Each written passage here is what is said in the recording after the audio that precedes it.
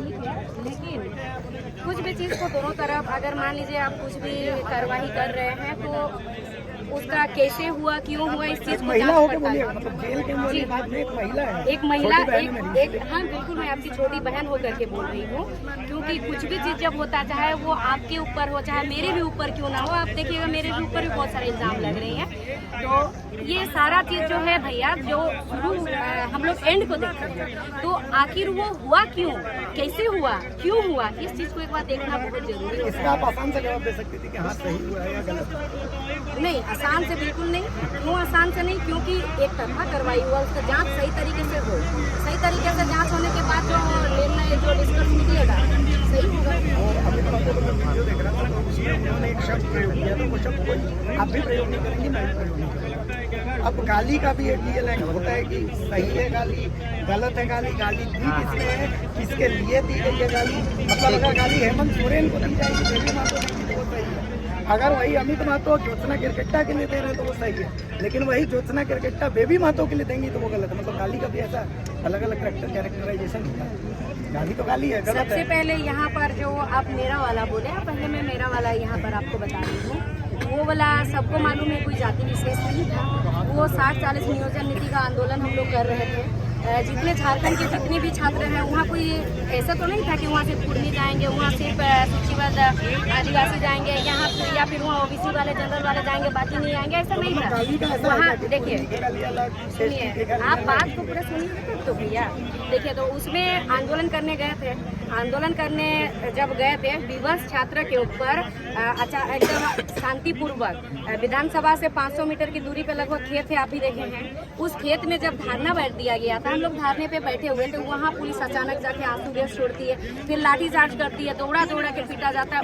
Police का शब्दों, जो प्रशासन थे उनके जुबान से शब्द निकल रहा था, लाठी बैठा था। तो आप बताइए, जो छात्र विवश छात्र वहाँ पर जाएगा, लाठी उन पर बैठेगा और प्रशासन द्वारा जुबान से निकाला जाएगा, तो जिसके ऊपर पड़ेगा उनका जुबान से निकलेगा कि नहीं निकलेगा? मतलब आप जस्टिफाई करेंगे, सही बोलेंगे। देखिए, सबसे पहले ये सवाल मेरे पे होने से पहले ये सवाल होना चाहिए सरकार पे, ये सवाल होना चाहिए प्रशासन पे, सवाल होना चाहिए सरकार पे कि सरकार को ऐसा क्यों विवश किया सरकार ने कि आज छात्रों को, आज झारखंडियों को आज सड़क पे उतरना पड़ रहा, आपका विधानसभा के बाहर आना पड़ रहा आंदोलन करने के लिए। प्रशासन से यही सवाल करना होगा कि अब प्रशासन को तानाशाही करने का अधिकार दिया गया है क्या? प्रशासन को माथा में मारने का, लाठीचार्ज करने का अधिकार दिया गया है क्या? प्रशासन को हाथ तोड़ने का, पैर तोड़ने का अधिकार दिया गया है? नहीं दिया गया है।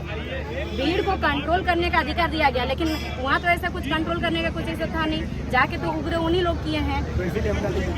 नहीं, वो वैसा कुछ था नहीं, ठीक है। अगर इस चीज को गलत डायरेक्शन लेके जाया जाएगा तो वो एक अलग बात है।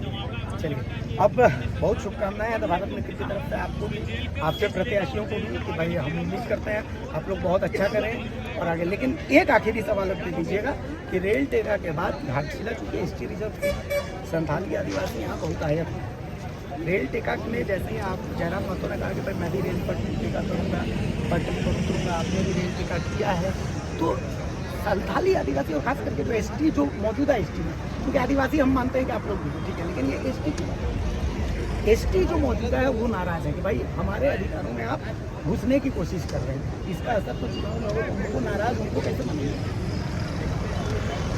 सबसे पहले तो नाराज यहाँ पर सब कोई नहीं है, वो अलग था। और राजनीति की यहाँ पर जो आप देखिएगा कि इसी जेल कैम्प पार्टी से ही एकमात्र विधायक हैं जो कि विधानसभा के अंदर जा कर के प्रखर होकर के पूरा जनता का बात रखते हैं, वहाँ आवाज़ उठाते हैं।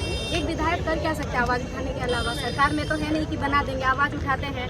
तो वो चीज़, और देखिए कि हम लोग हर जगह आप देखिएगा, कोई भी शोषित परिवार हुए, चाहे वो छात्र हुए, सबके साथ अगर खड़ा होते हैं तो जेल के परिवार ही सबसे पहले खड़ा होते हैं। और आप पूरा बात पहले सुनिए, उनका जो बात हुआ, आप उनका बात कर रहे हैं।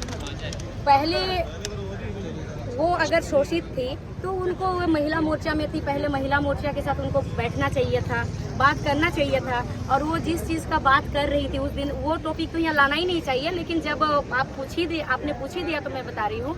जब वो बताई थी एक जगह कि मैं सीढ़ी से उतर रही थी तो मुझे गलत तरीके से बोला गया, तो सीढ़ी से उतर रही थी, तुरंत सीढ़ी चढ़ के उस टाइम हमारे सुप्रीमो के पास उनको बताना भी चाहिए था, क्यों नहीं बताई? 2 दिन बाद मीडिया में क्यों आई? तो तो इसमें साफ पता चल रहा है। आप लोग शायद हम लोग से ज़्यादा अनुभवी है। आप लोग इस चीज़ को अगर थोड़ा सा सोचिएगा तो आप लोग को पूरा क्लियर समझ में आ जा रहा है। और आपने रजनी रवानी के लिए और आपने रुकिए कैंसर पूरा होने दीजिए। आपने जो कहा कि यहाँ पर आप लोग कैसे लोगों को समझाएंगे जा करके, हम लोग लोगों को यही समझाएंगे कि हम लोग सच्चाई से रूबरू कराएंगे। लोगों को आधा अधूरा जानकारी दिया जा रहा है। यहाँ पर देखिए शिक्षा का बात नहीं किया जा रहा, जातिवाद में इसको लाया गया, शिक्षा का बात नहीं किया जा रहा, रोजगार का बात नहीं किया जा रहा। आप इस घाटशिला विधानसभा क्षेत्र में बहुत सारे ऐसे गांव हैं जहां 5-6 गांव मिला के एक स्कूल है भैया, और उस एक स्कूल में भी सही से पढ़ाई नहीं होता है।